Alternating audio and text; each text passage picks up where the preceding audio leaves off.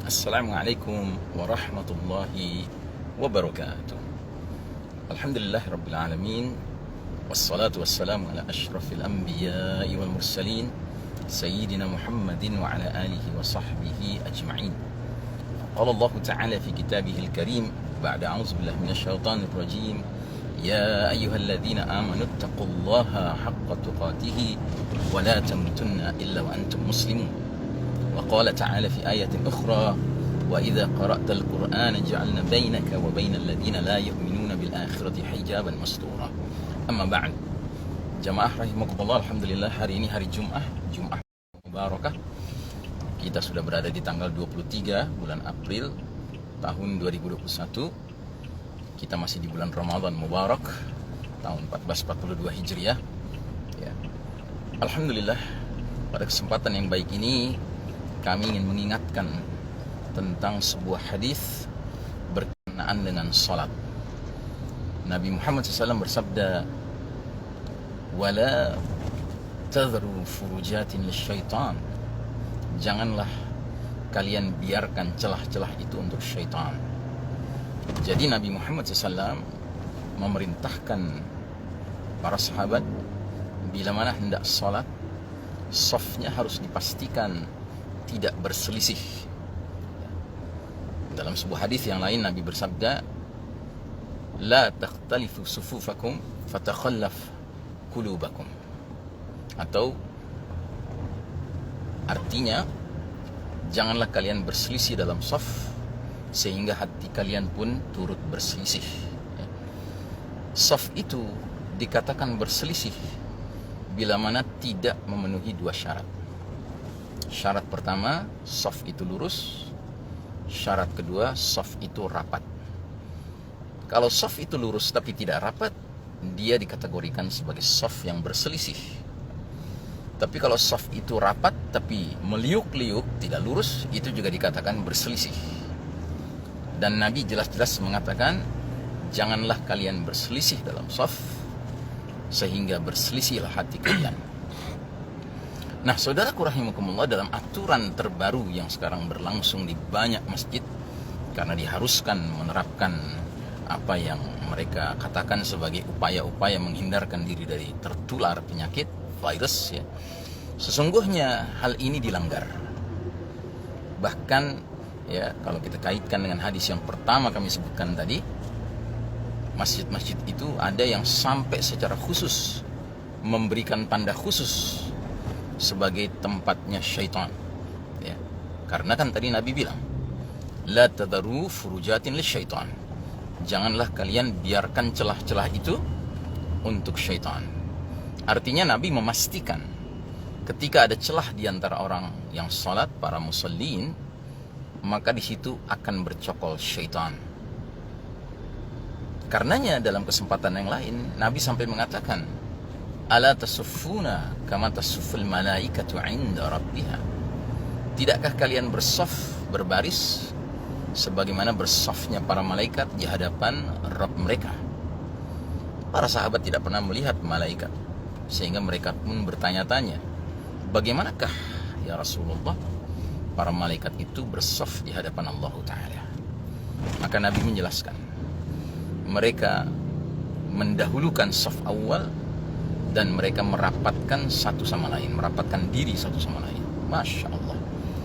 Jadi Nabi Muhammad SAW jika melihat umat Islam dalam safnya, dalam salat berjamaahnya, safnya itu lurus dan rapat, dan orang berlomba merebut saf awal, itu seperti melihat para malaikat. Dan itu tentu menjadi kebanggaan Nabi Muhammad SAW. Dan kalau itu menjadi kebanggaan Nabi Muhammad SAW, sepatutnya itu pun menjadi kebanggaan kita. Yang karenanya kita tidak boleh ridha adanya pihak-pihak yang ingin mengganggu-ganggu apa yang menjadi kebanggaan Rasulullah SAW. Bahkan sebagai lanjutan dari hadis tentang furujatin lisyaitan tadi, celah-celah itu menjadi tempatnya syaitan tadi, Nabi kemudian bersabda pula, man wasala saffan wasalahu Allah, wa man qata'a saffan qata'ahu Allah. Barang siapa yang menyambung saf, hakikatnya Allah menyambung dia. Dan barang siapa yang memutus saf, hakikatnya Allah memutus dia. Na'udzubillahi min dzalik. Betapa mengerikannya. Dan ini urusan apa ini? Sambung dan putus ini urusan rahmat.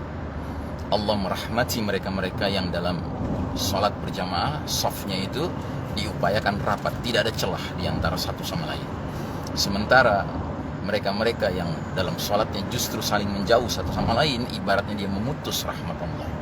Na'udzubillahi min dzalik. Alangkah ironisnya, orang merasa sudah pergi ke masjid, sudah sholat berjamaah dengan saudara-saudaranya yang lain di dalam masjid, tapi karena sholatnya tidak mengikuti sunnah Nabi Muhammad SAW, sesungguhnya dia merasa sudah dirahmati Allah, padahal jauh dari rahmat Allah. Wa na'udzubillah min dzalik. Karenanya saudaraku rahimakumullah, sudah sepatutnya kita juga merenungi sebuah hadis lain tentang perkara ini dari sudut pandang yang lain lagi. Kata Nabi SAW, Innal Yahuda qad asaimu dinahum. Sesungguhnya bangsa Yahudi sudah bosan dengan agama mereka. Wa innahum qaumun hasadun. Dan sesungguhnya mereka adalah kaum yang penuh hasad. Dan hasad mereka kepada umat Islam terutama dalam 3 urusan. Urusan yang pertama, raddis salam, menjawab ucapan assalamualaikum seorang saudara muslim ketika berjumpa dengan jawaban waalaikumsalam. Yahudi tidak senang. Yang kedua, iqamatis sufuf, kedisiplinan kaum muslimin dalam menegakkan saf salatnya, safnya lurus, safnya rapat. Yahudi tidak senang, Yahudi iri dengan itu, hasad dengan itu. Kemudian yang ketiga, qauluhum khalfa imamuhum al-maktubah amin, fil maktubati amin. Ucapan kaum muslimin di belakang imam-imam salat wajib mereka yaitu kalimat amin.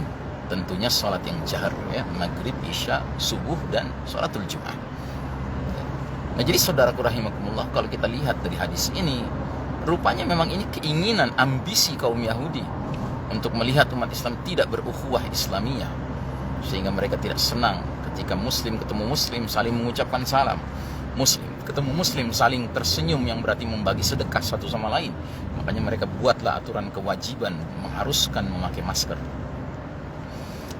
Nabi bersabda, ya, senyummu kepada saudaramu adalah sedekah. Dalam hadis yang lain lagi Nabi bersabda, jika 2 muslim saling berjumpa, mereka berjabat tangan, selama tangannya masih bersentuhan satu sama lain, gugurlah dosa-dosa mereka. Tapi sekarang kita tidak dibenarkan untuk jabat tangan sebagaimana yang mengikuti sunnah. Sedangkan yang kedua juga demikian, kedisiplinan dalam salat, dalam saf salat, ya, Yahudi tidak senang. Karenanya mereka yang paling gembira melihat bagaimana di pusat-pusat Masjidil Haram, Masjid Nabawi, justru sholatnya, ya, safnya sudah tidak sesuai dengan sunnah Nabi Muhammad SAW. Dan begitu pula dengan ucapan amin yang terdengar di belakang imam-imam sholat wajib kita. Dulu ketika masjid sempat ditutup sampai 2 bulan, senang sekali Yahudi karena suara amin tidak terdengar dari jamaah, karena mereka tidak bisa sholat di masjid. Tapi setelah dia dibuka, masjid pun masih tetap diharuskan membuat aturan.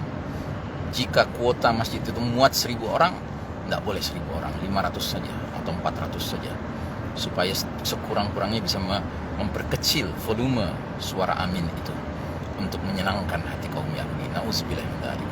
Maka pertanyaan terakhir atau kalimat terakhir kami adalah sebuah pertanyaan. Untuk siapa sesungguhnya kita sholat ini, beribadah ini? Untuk Allah dan Rasulnya dan mengikuti Rasulnya, untuk Allah dan mengikuti Rasulnya, atau untuk pihak lain? Sedangkan ikrar kita jelas, inna sholati wa nusuki wa mahyaya wa mamati lillahi rabbil alamin. Sesungguhnya sholatku, berbagai ibadahku yang lainnya, hidupku dan matiku, semuanya hanya untuk Allah subhanahu wa ta'ala. Wa sallallahu ala nabiyyina Muhammadin wa ala alihi wa sahbihi sallim tasliman. Walhamdulillahi rabbil alamin. Assalamualaikum warahmatullahi wabarakatuh.